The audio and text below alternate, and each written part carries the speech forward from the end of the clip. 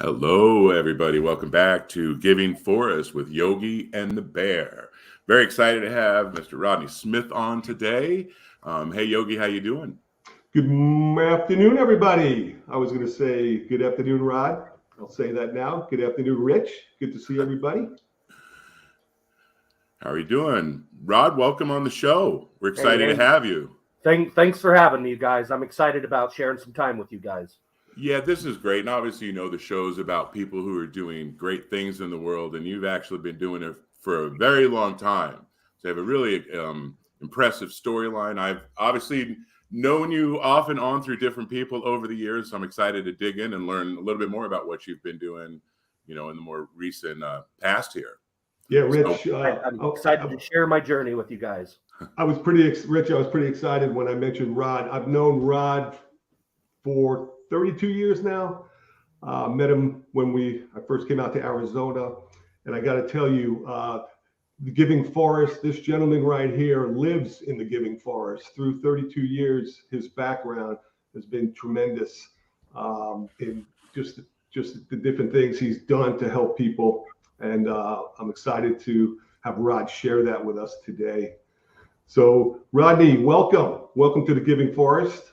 I appreciate you taking the time. And I guess, hey, Rodney, I really don't really have a good recollection of how all your mentorship and where you found that inspiration to do what you've done for 27 years. Can you kind of tell us where everything started? What was the impetus with your first receiving mentorship, and what fueled everything for you? Yeah, I'm kind of living that storybook of life. Started off in inner city Denver. Our family. I have one brother, 19 months older than me. My mom and dad, and we started off in inner city Denver, and then we moved north to Thornton, Colorado. And I was kind of a troubled kid. I was already starting to ditch school, and I didn't have really much direction, and I just was kind of like just getting by. And I'll be darned, when I was 8 years old, all my friends were involved in a youth football camp, and I actually went to watch. 8 years old, went to watch them in the summer, and one of the pro athletes there, said, "Young man, why aren't you in the camp?" And I said, "Well, I'm here to watch my friends." And he's like, "Well, why aren't you in the camp?" And I said, "Well, I don't have the money." And that pro athlete walked me to the registration table and paid my entry fee. And it was a life-changing experience. The positive reinforcement, the encouragement of the athletes. I'll never forget the first question of the camp with all of us pulled together. And it was more of how many of you in here would like to play professional football? And I watched all the other kids raise their hand. And so I figured I was supposed to raise my hand, and I raised my hand as well. But by the end of that 3 days, that's kind of what I did. I set my goal for that. And one of the things that caught me is, already having ditched in school and not really caring about studying or reading or grades. It hit me hard, the following sentence after, you raise your hand that you want to play pro football. He says, "Well, you got to go to college. In this world, you have to get to college in order to get to the pro level." And at that time, I just basically cleaned up my act and I focused on school. And then things were going good. I found out I was a good athlete, and I started to have success in sports. And then the whole mentorship thing that we talk about, and where this all stems from and why I'm here today, is in 7th grade, I had a teacher who saw something inside of me. And every day for 3 years of junior high, 7th, 8th, and 9th grade back then, at 6 o'clock in the morning, he would pick me up Monday, Wednesday, Friday, take me to school. Whatever sport I was in, he'd run me through drills. We started lifting weights together, and then he would force me to study for 40 minutes. And I learned in a hurry that I better have my own homework, because his was a lot harder if he had to make it up. And it was just a good experience for me to start to get that discipline, and having someone on the outside to care about me was really special. And it made me want to make him proud for all the time he was putting in me. Yeah, he had his own kids, and he gave me that much of his life to try to make a difference for me. I'm still friends with him to this day. And it really got my start. I ended up with over 18 scholarship offers in football and baseball. And Look at that. it was just a foundation to live my life. As a Sun Devil, I'm not supposed to appreciate this picture as much as I am, Ron, by the way. Yeah, but you had wheels, they didn't catch you. Yep. That's one of my favorite pictures ever. Yeah. Hey, Rod, they call you the Rocket. So just a little about Nebraska. And that was a time, correct me if I'm wrong, Nebraska was Nebraska.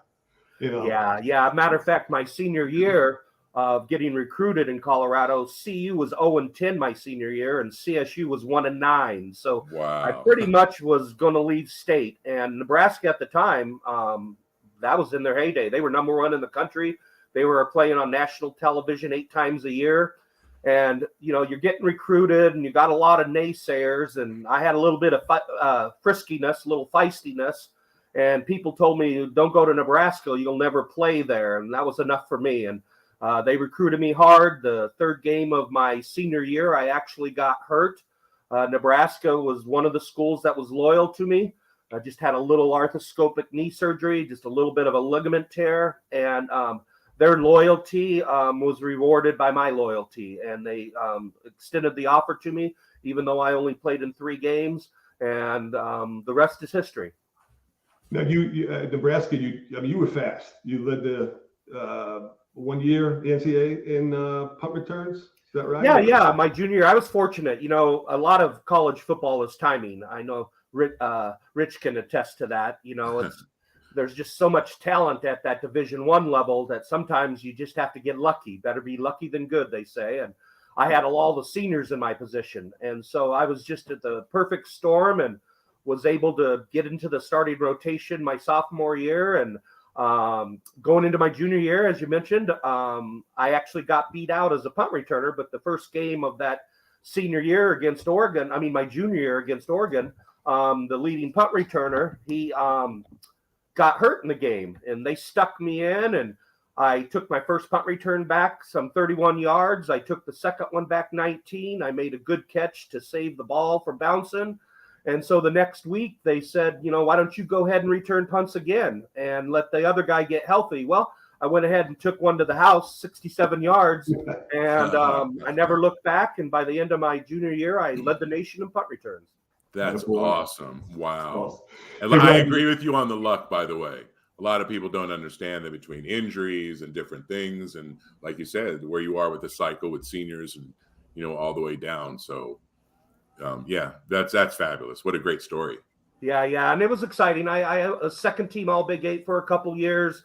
As I say, I had a cup of coffee in the NFL. I spent a little time with the Raiders and the Chiefs. And you remember when I was 8 years old, I raised my hand, and that was my goal, to play pro football like that guy asked me and motivated me. And my teacher and mentor believed in me, and it was a living the dream, no doubt about it.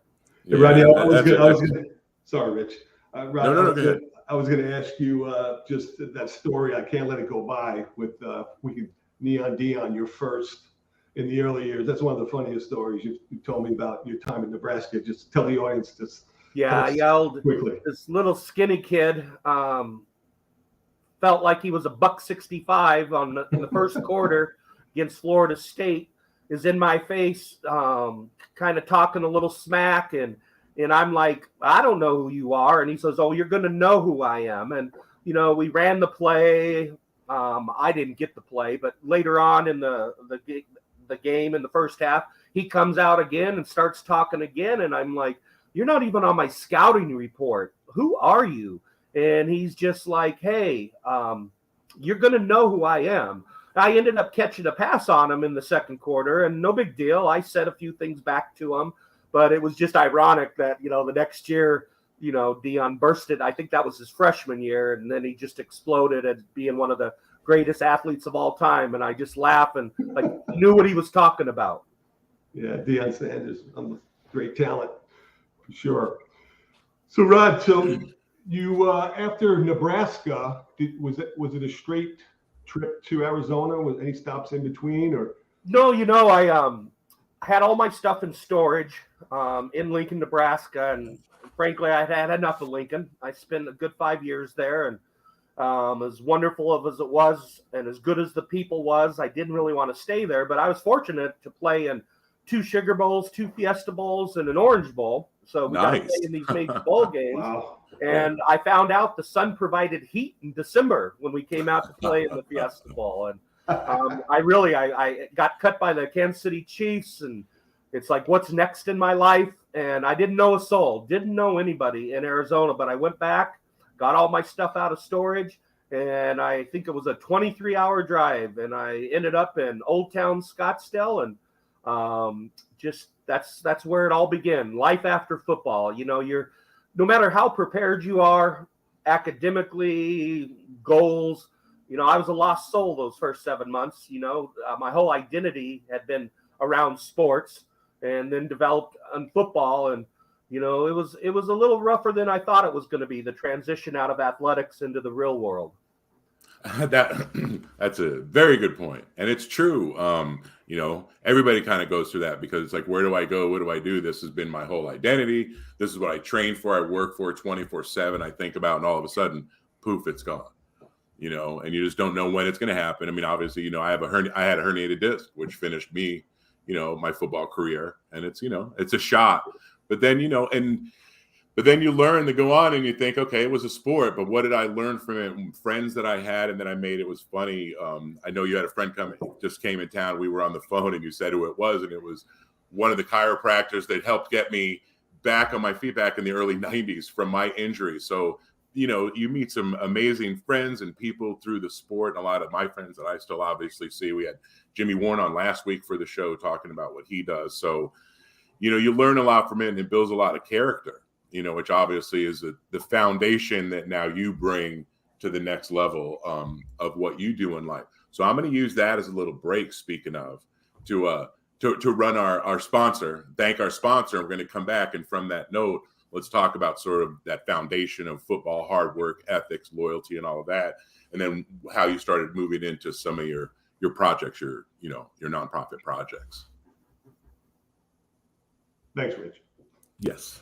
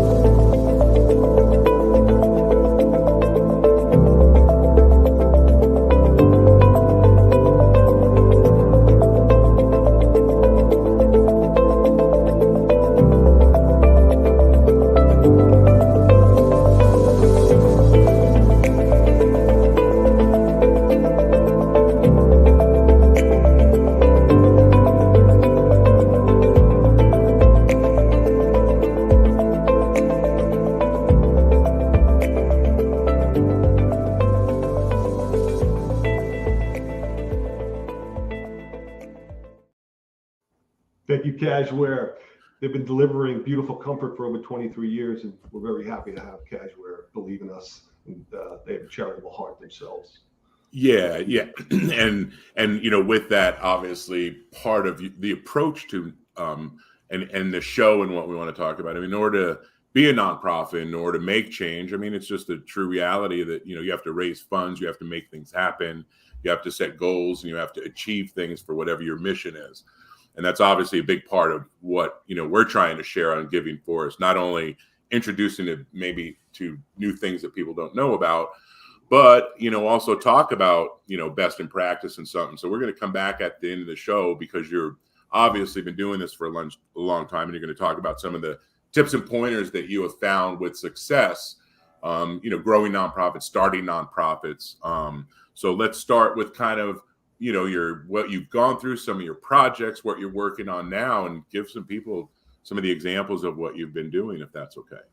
Well, it's kind of a funny story as we talk, the transition from athletics to the real world, which always happens. You know, I wish I would have understood that football didn't last forever. I might have been more prepared, but in the meantime, probably the school of hard knocks, as people say, ended up probably being the best practice for me. I was on my 7th interview, and back 1990 range, I was getting offered 28,000 human resource position, and my degree was in business administration. And as prepared as I was for the next life, I didn't really have a direction, and so it was pretty depressing. I had a little bit of depression for a while, and I had a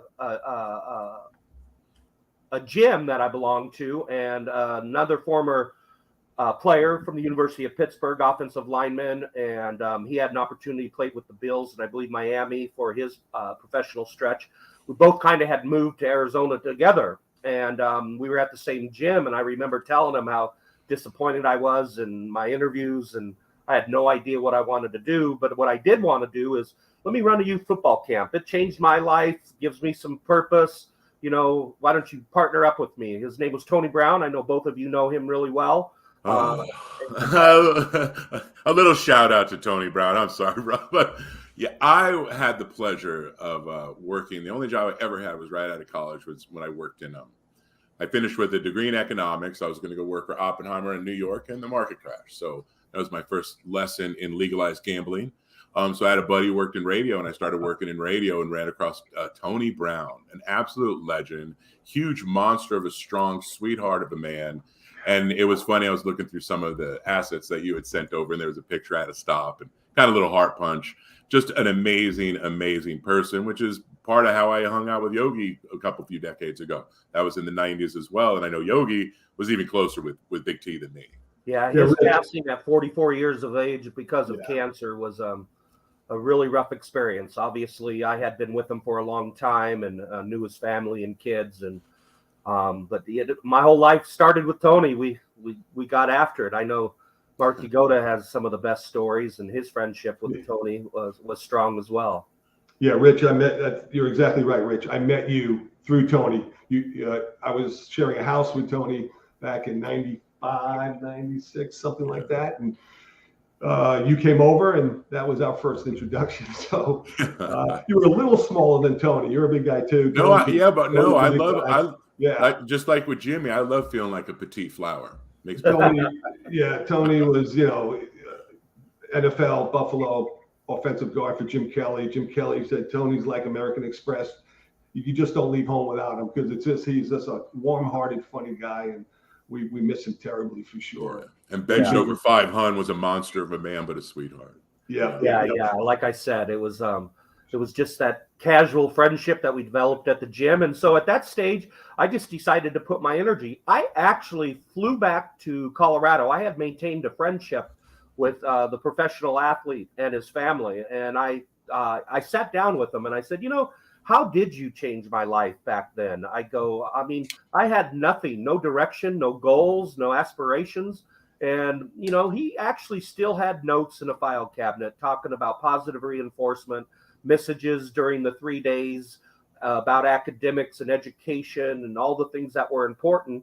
And, I took it to heart, and I went back and I hustled. Tony helped me round out some other professional athletes to be instructors. We went and shook hands with high school coaches, developed a staff, and then I hustled and ended up at Tempe Diablo Stadium, and the first camp had 172 kids, a 3-day program. And it was probably the most rewarding experience of my life. I mean, a lot of at-risk, underserved children were a part of the camp, single moms, single dads, parents, waiting in line after it was over to, hug me and thank me and Tony and our staff of the messages that we brought to the kids. And, that was enough for me. I learned that, part of athletics and that identity is the reward for the hard work. I played in front of 100,000 people at the Sugar Bowl. I played sold out stadiums my whole career, at home and on the road. Nebraska fans travel well. And it was that adoration and that appreciation that I think drove me to want to play professional football and to work out 5.5 hours a day. And that feeling at the camp of the parents and the hugs, they were crying, I was crying. It was just powerful. And so what I decided to do is, okay, I want to create a living. And at the time it was like, I want to be in every NFL city and I want to run camps for kids and I wanted to make a difference. And I formed a for-profit company. And I remember through an introduction of Tony's about a donor was running an outdoor sign company, kind of made it famous. Wally Kelly was his name, but Artie Moreno, who ended up owning the Anaheim Angels, was the head of it. But I'm hitting them up for $5,000 and telling them I'm going to reach 300 kids. And I'll never forget, Wally says, you know, Rod, I can spend $5,000 in the Arizona Republic and reach 300,000 circulation, because your 5,000 just doesn't make sense for me to sponsor the camp. Reaching 300 people just isn't a wise choice. But if you were a nonprofit, you know, I would consider a significant donation of $50,000 to help you with your deal. So I walked out in the hallway to the bathroom from the restaurant we were at, and I Googled on my phone, what is a nonprofit organization? That's a great story. That's awesome. And I just decided that night, you know, I got a little bit of an idea from that small time, and I went back in. And at the time, you know, I didn't make any money at the NFL level. I think I had $18,000 to my name. My base salary was $76,000 with my first contract. So I ended up just finding it out, doing the research, and I ended up forming a charity, a nonprofit organization on my own, without a lawyer, without an accountant, and I called it Future for Kids. And I'll be darned, 27 years later, Future for Kids is still running strong. But I ended up in 18 NFL cities. I ran over 130 youth camps with over 175 professional athletes. I was able to what changed my life, I was able to turn into a business, and it's still going today. A real nice thing is that to reward that teacher that took an interest in my life, I also, about 6-7 years into the charity, expanded from youth football camps and sports camps for kids to I created after-school programs to create mentorship for children in the at-risk areas, the underserved areas. And at one time, I was in Denver, Omaha, Nebraska, and Phoenix, Arizona, mentoring children, the same things that changed my life. So a very rewarding transition, exactly what I was looking for. I found my niche. And incredibly, Rod, that was just your start. You just started with that, and that effort was amazing. That was a great organization you put together. I think Rob Fredrickson was part of it. Tony, of course, in the early days was part of it as well. I actually had more ramen noodles during the start of my charities than I did in college. The school of hard knocks. Yeah, I want to dovetail back to one thing that you said. Because people ask all the time, oh, you played college football. Could you have played in the NFL? And I'm like, unless you picked up a check from the NFL, the answer is no. For whatever reason, they didn't pay you a check. You weren't good enough. And the fabulous thing is you were good enough. You got a check, and you're saying people look like, oh, only 70. That's a lot of money when you're talking about the NFL to be playing your sport that you played for free your whole life. So congratulations on picking up that check. And obviously a lot of friends of mine went and played, and it's fabulous to watch. But I'm always very honest with people. You talk to people, I could have. Well, no, you either did or you didn't. So it's very impressive that you did that. It's and you're well aware. I mean, part of the foundation of Future for Kids and my introduction to the charity world, not only going to a youth camp as an 8-year-old, having a teacher believe in me and mentor me in junior high, but I think the military and sports provide a foundation of life for people. You learn the discipline. You are challenged. You come across, these high school coaches. I mean, they're amazing. They don't get paid nothing, and they are dedicated to helping you achieve your own dreams. And all the people you run into, and the moms keeping score in the stands, and the families bringing oranges and watermelon after practices and after games. And it was just a really good space to be in, because sports, is a great learning tool for what real life is, working through, and perseverance and sacrifice and teamwork and love. I mean, it was a difference maker for me. And it was nice to find that early stages of my life of something rewarding where I could give back as well. But, I turned it into a living. Sure. Yeah, and that's great. I obviously was fortunate enough I remember my high school coach, Coach Moore, a big shout out. I mean, that man changed my life. I mean, he did what he did, just training wise, mentally, knowing how you can push yourself. He was always ahead of the curve, literally teaching us plyometrics in high school, which we didn't even learn that until my third year at ASU. So we were ahead of the curve. He was my shot put coach. And also, football coach and whatnot, but just an amazing man that helped. And then after college, I met somebody else who was my mentor for many, many years. I miss him. It's been about 4 years. But my Kwanjin and my grandmaster for martial arts. And he taught me another whole level of, the path of self-belief. It's called Josh Shindo is his style. And it was great. Some of my very best friends in this world are still from that martial arts. And I think, like you said, sports, it's a camaraderie and, what you learn and how you build that inner self is so important to teach kids, and kids that don't have it, that's what you have to bring out of them. I was fortunate enough on Friday, our first show was with Elevate Phoenix, which I bleed Elevate Orange, I always say. We had Ann Myers Drysdale on, but we took 3 van loads of kids out to Luke Air Force Base. And they got to try on things and learn about all of the options to get into the service and post-secondary after high school. And it's just amazing and stuff. So I very much agree with you on that between sports and or getting into military, whatever, you have to get that foundation and then instill it in young kids that don't know about it. And it was great to see the light bulbs go off on them, their eyes light up. So to your point, I love it. Yeah. That's probably a good segue into the military because Rod, you're still involved with Future for Kids, right? Just leaving off on that. I pretty much stepped away after 17 years. I started consulting for other charities, needing a new challenge in my life. And I had built a great team of not only staff members, but a board of directors, advisory committee. And I still follow what they do. I still speak on occasion. I've played in their golf tournament over the years to help raise money. And it's just definitely I built something that never thought I was going to leave a legacy, but I'm so proud of where Future for Kids is at today. But that's when I started transitioning and consulting for others. Awesome. Well, I know Tony Brown, that name again, that person again, the influence of TB and his fondness for the military. He always wanted to do a military, create a military charity, and you gave homage to that want and belief, and you helping Hands for Freedom, right? That was your next.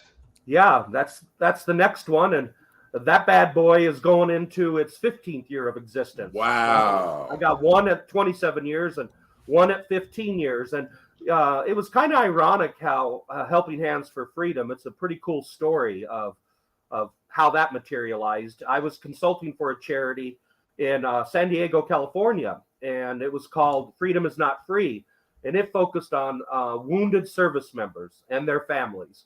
And I actually did it for, I think, close to 2.5 years. And right there is my co-founder for Helping Hands for Freedom, Staff Sergeant Patrick Shannon, retired now. But I was in the office, still working after 5 o'clock, and I saw the phone ring, and I decided to pick it up.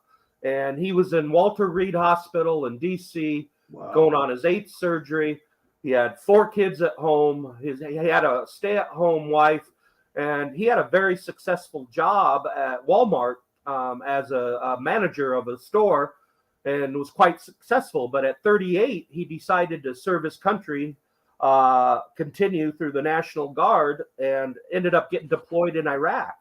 And as he was carrying 2 people off the field that were wounded, he had an IED go off and, spray throughout his body, all parts of his body. And like I said, on his 8th surgery, basically his electricity was about to get shut off, and, his daughter had to stop with her ice skating deal. He just wasn't there to head the household and manage the bills. And, he went from a $200 and some thousand job down to a $52,000 job serving his country, and was about to lose everything, and asked if there was a way that he was going to be healthy soon and be able to get back to work. if there was a way that we could help out and catch them up on bills. And by noon the next day, we had every bill caught up and everything caught up through the charity. And, again, very rewarding experience. A man that made the sacrifice that he had made, and for him to be in that situation was just really hard to comprehend. And it was going on a lot in the military. And how Helping Hands for Freedom materialized is about 4 months later, I got a call on my cell phone from Staff Sergeant Patrick Shannon saying, "Okay, I'm back to work. Everything's good. How can I pay you back?" And I just laughed and I said, "That's not how charity works." And he's like, "No, seriously, I didn't need a handout. You saved my family and got us back on track." And I'm saying, I'll tell you what, I see a deficiency in the families left behind. What about us starting a charity together and expanding it to the wounded, to the fallen, and to the deployed? And so we created Helping Hands for Freedom that supported children of the fallen, wounded, and deployed, all the families left behind. When they lose a loved one to the war, that transition is unbelievably hard. Dealing the family, when a warrior is wounded, people forget about them. And and then when you're deployed, that's tough. Birthdays are missed, holidays are missed.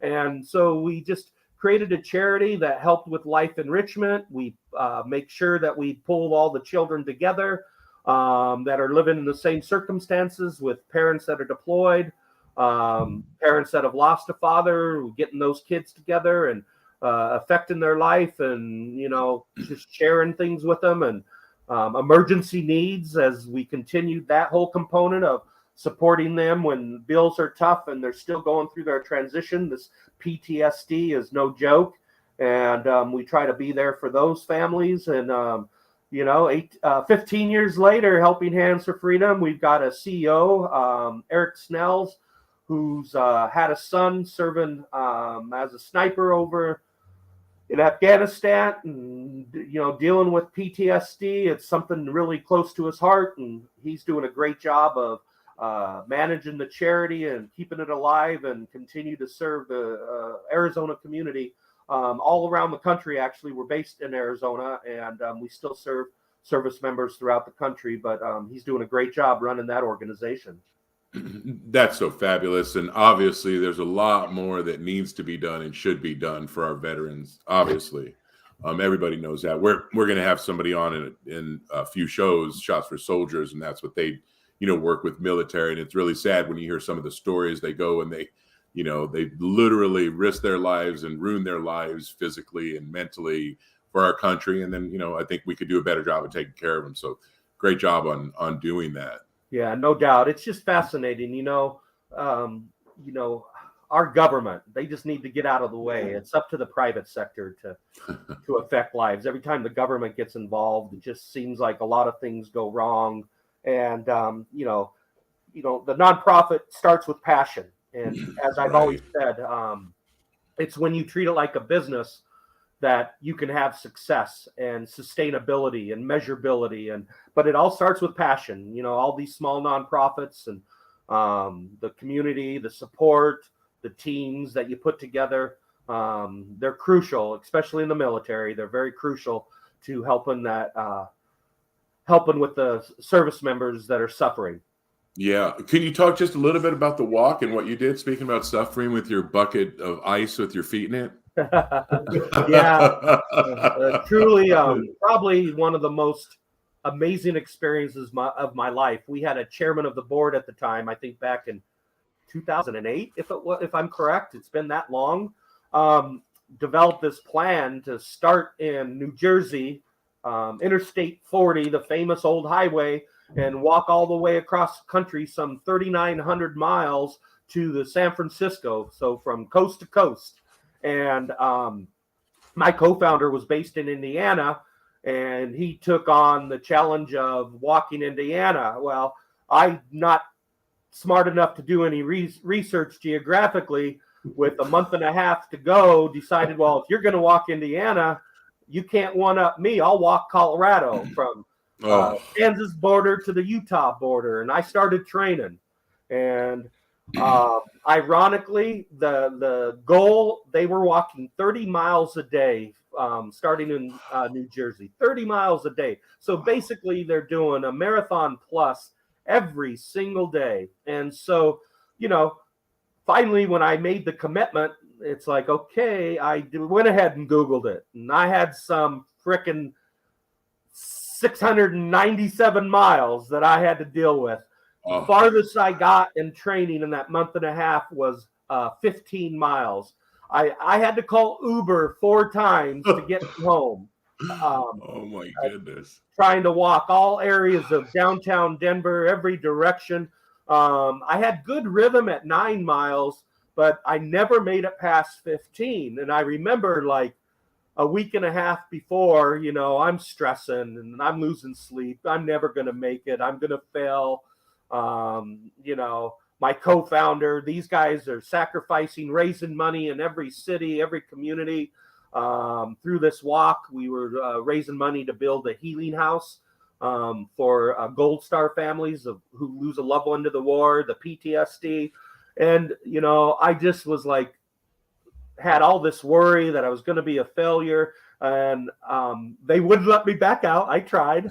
No, you're not. You're showing up. He goes, it's a difference maker. You're showing up at that border. So my brother, I said, hey, listen, I need you to drive with me and stay at the hotel. And, I'm going to try this thing. And, but I need you there because, I might not make it home. I might not make it. Right. And so the first day we're out there and, the energy of the walk and my brother's back at the hotel. We get 23 miles in and I'm blistered up and I'm, sore. And I made it past 15. I made it to 23. Well, these guys said, all right, that's it for today. And I was so grateful. And we go to sleep into this RV home. So there's we had people there for safety that would check on us during the walk. We had an organizer that dealt with the media and getting publicity for it to raise money and all those things. But now we're all sleeping in this RV. Everybody's snoring, everybody's farting, everything's going on that first night. I just walked 23 miles. I'm bleeding. I'm sore. I'm like, I couldn't handle it. But I woke up at 10 till 5 a.m. We filmed our little shout out video that we did every day. And that day I hit 31 miles. And wow. I cannot tell you the pain I was in. And so we start to go back and there's just no way. I barely slept 2 hours that first night. And I said, take me to a hotel. And I went to the hotel and I'm, got my American flag on my back and I explain who we are and what we're doing. And this is me trying to walk across Colorado and I need a room. What do I have to pay? Well, they comped the room. Wow. And the other guys said, well, can you get us a room? And I got a different room. But I remember laying in the tub, them bringing me ice, filling the tub with ice, and me laying in an ice bath, trying to get ready to do another day. And, I woke up at 3 o'clock in the morning and I was in tears and I was laying in a fetal position like, how is this going to happen? How am I going to do another day of 30 miles? Remember, a lot of 9 miles, a couple 15 miles, 4 Ubers to get me back to my condo in downtown Denver. And here I am on day 3. Well, at 10:30 that morning, starting walking at 5, through the grace of God, through the warrior mentality, through the cause and the people we were walking for, service members along the way would stop and see us and ask us what was going on and thanking us, and everybody would thanking us. And, I called my brother and I said, head home. I'm going to do this thing. Wow. And 17 days later, I made it to the Utah border. Amazing experience, life-changing experience.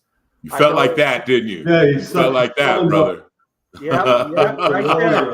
Right, that's the warrior, man. That's where it comes from. Hey, playing in front of 110,000 people is one thing, but walking for a cause and for the people of the military and their families.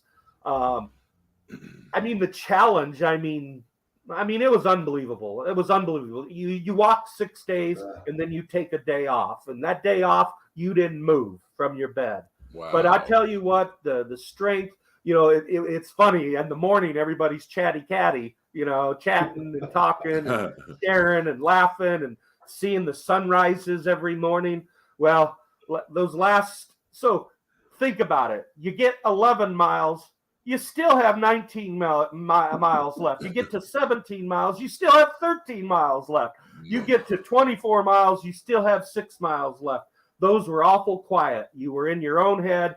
You had your earphones, if you had your earphones, and you had all these things in life. It was really out-of-body experience to even to make that challenge of, some 700 miles, but you spent a lot of time in your head, a lot of time in your causes, and I had a lot to be thankful for, and I was able to make it from Kansas to Utah, across Colorado, through 2 overpasses, Steamboat Springs and Loveland. Wow! Wow, what an experience!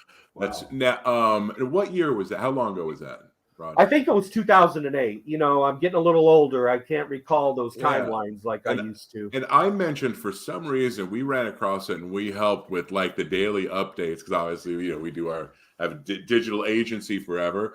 And we did the kickoff was at Scottsdale Fashion Square. So we went over there for the kickoff of this, and I'm going, wait, they're walking how far for how long?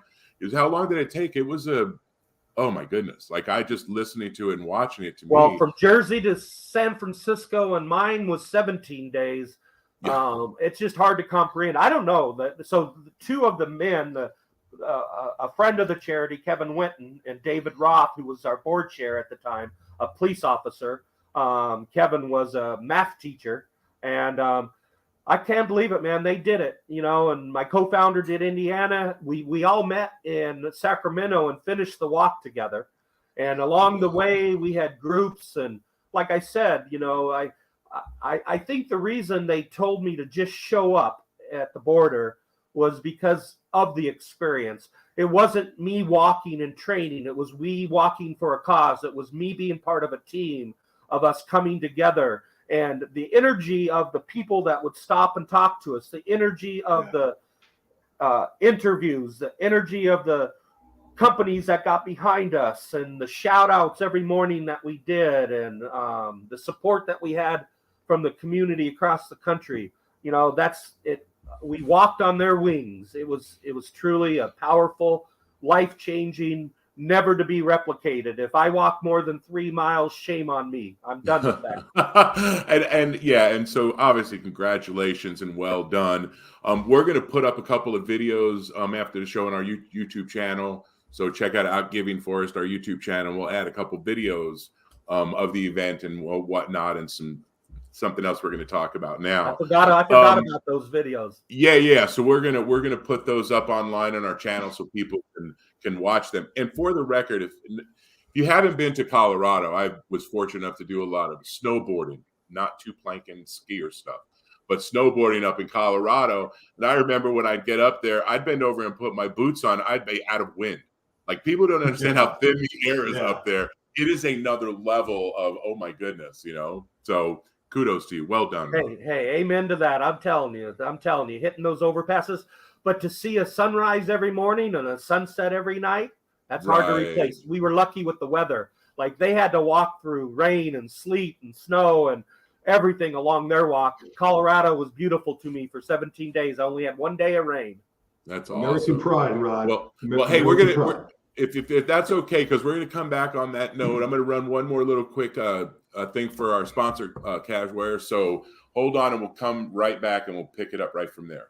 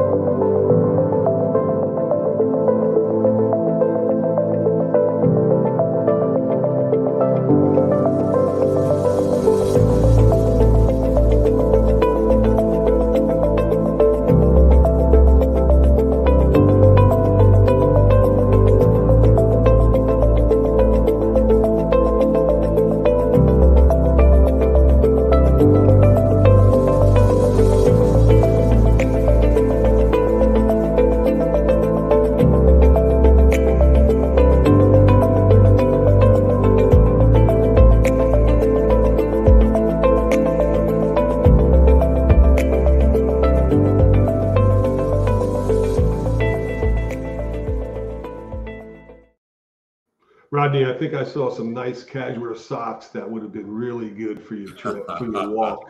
That looked good. Looked comfy. So really It is. comfy stuff. The stuff's great. Yeah. I have some. Yeah. So we're down to, believe it or not, time flies, people, when we're having fun. We're down to our last 10 minutes. Can you believe it? So now we have to squeeze in. We wanted you to touch on the other big thing that's one of your big projects that you've been working on, which is very exciting, and we'll include that video down below as well. But one of the things we have talked about for everybody here on Giving Forest is a big push for what we do and how nonprofits keep going is by raising money and getting donations. We just had an event this past weekend for one of our nonprofit partners, and we raised a ton of money, so that keeps us going. So what we want to do is we're going to have Rod come back on a show once in a while and have a little section where he's giving tips and pointers and ideas and things for nonprofits. So we want him to talk about what he's working on now in the music industry, but then he's got a little few things he was going to kind of share for nonprofits, best in practices, things to think of, and we're going to have him back to sort of keep going like that on the show so he can share what he knows with everybody out there. Yeah, it's got a lot of knowledge share. So Rodney, the latest, Rich alluded to the music. What are you doing? Which is an amazing program. You gave us a little prelude, and it sounds amazing, and I'm excited for you to share it. Yeah. My last hurrah. As I do some consulting for charities along the way, I had a gentleman present this idea in the music industry. Due to the budget cuts at the junior high and high school levels, these music programs in communities really struggle. And he had this vision of allowing kids to have an after-school program that taught them about the full spectrum of the music industry, of all the jobs available, all the things in the music industry. Everybody wants to be the drummer. Everybody wants to be a singer. Everybody wants to, get that fame and sell 1 million records and different things, but not everybody makes it. Same with the NFL. Just because you get a Division I scholarship doesn't mean you're going to play in the NFL. And I really love the concept, and he had to step away from it. And I asked him if I can run with his idea. For me, being in the military charity, being in the at-risk youth and sports and education camps and mentorship, I had a real fulfilling experience, but this is something that was challenging to myself, having me step out of my own box. And we created Mobile Music Institute, which is an after-school program for 15 to 18-year-olds.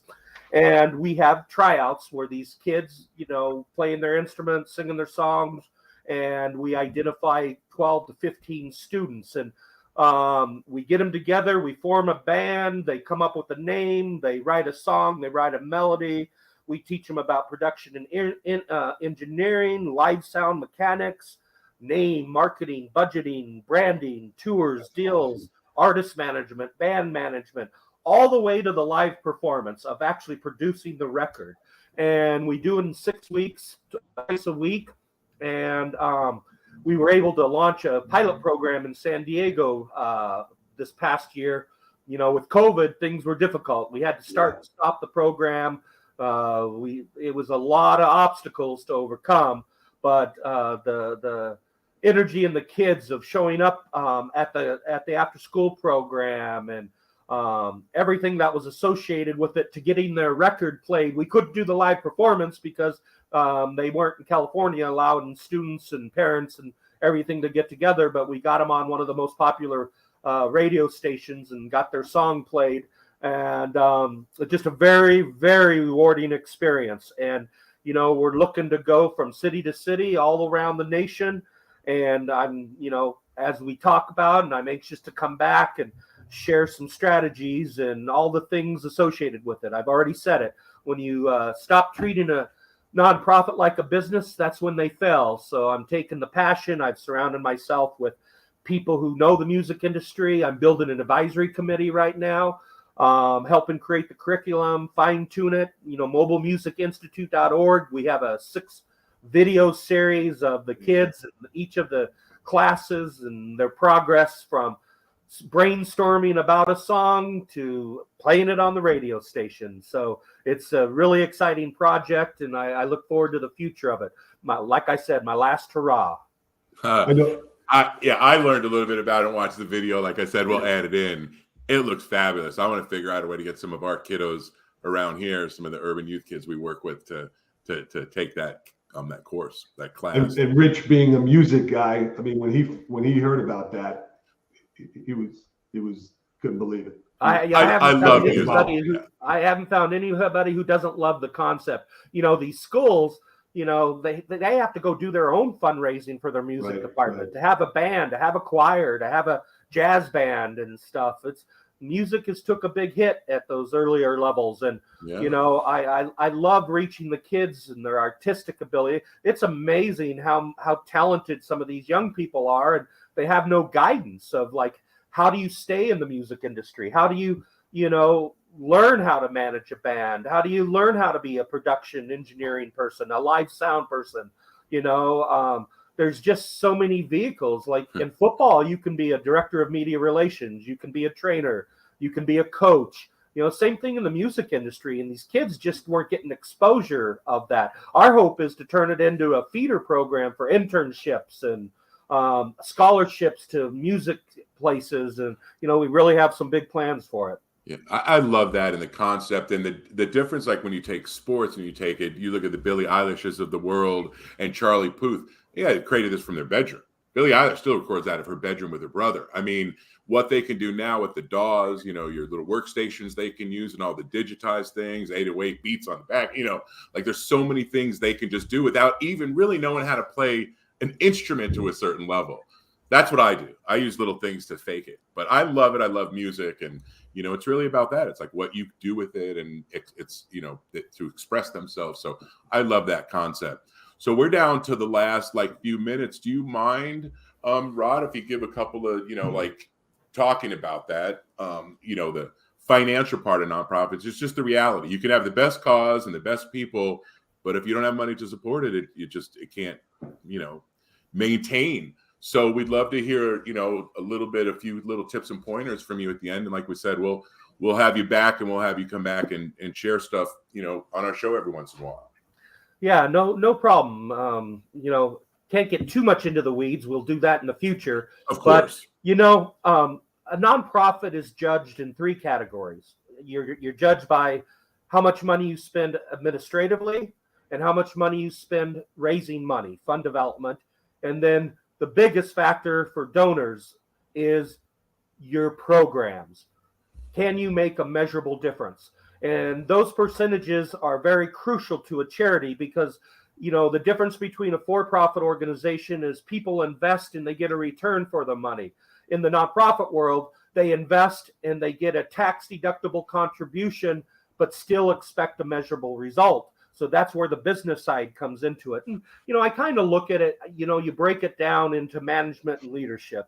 You can have passion and start your charity like I did, with running camps and the things that made a difference in my life. And I went through my little Rolodex and raised a modest, $20,000. But once I got through my Rolodex, what's next? And just because somebody gives you money one year doesn't mean they're going to give money for the next year. Just because you run a bowling tournament or a golf tournament and it makes money one year doesn't mean it's going to make money the next year.